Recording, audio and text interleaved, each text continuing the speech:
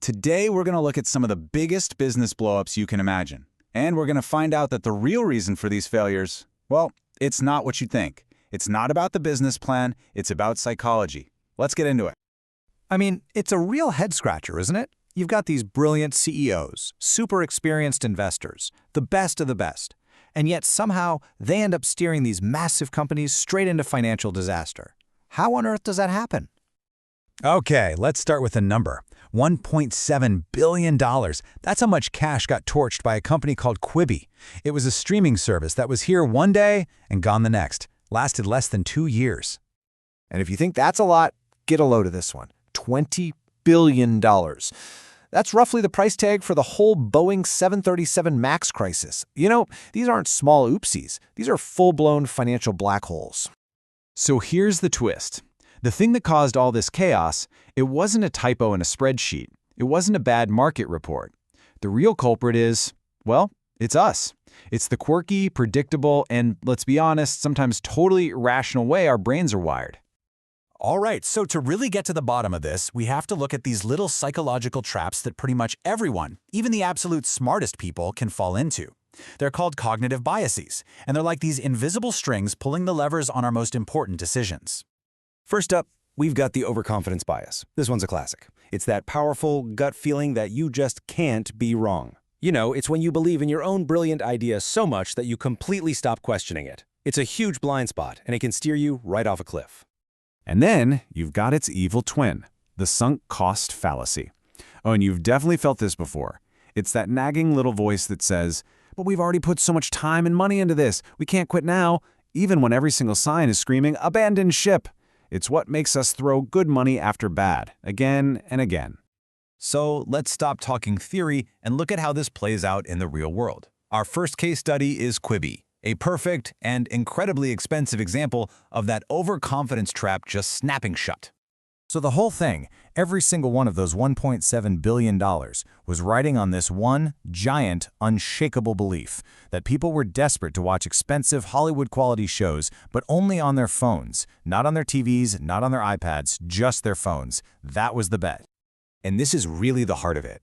They had Hollywood legends on board, they had a mountain of cash. The confidence was so sky-high that the most basic, simple question, hey, do people actually want this? Seems to have gotten lost in the shuffle. They just thought they were too big and too smart to possibly fail.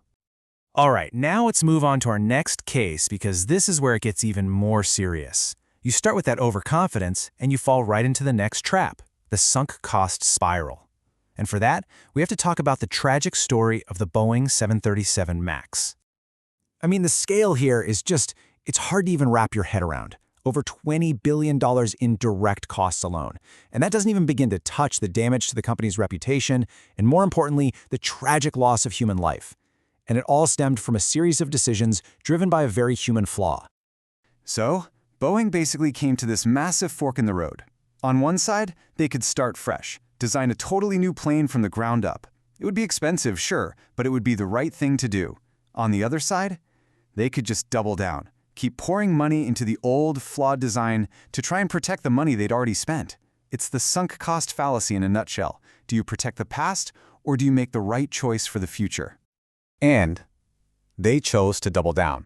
They were so fixated on not losing that initial investment that they just kept pouring more and more resources into patching up the old design, a decision that led to absolutely catastrophic consequences. They were trapped. So after looking at these just epic billion-dollar flameouts, what's the takeaway? I mean, what does this have to do with us? How can we avoid making these same kinds of psychological blunders in our own lives, whether it's our career, our finances, or even just a personal project? The first thing we've got to realize is that this isn't some rare CEO disease. This is just human nature. That feeling of overconfidence, that urge to not give up on a failing project, we all have that. It affects every single one of us every single day. So what can you do? It really comes down to 2 skills. And trust me, they're way harder than they sound. First, always question your own certainty. Actively ask yourself, what if I'm completely wrong about this? And second, get really good at cutting your losses fast.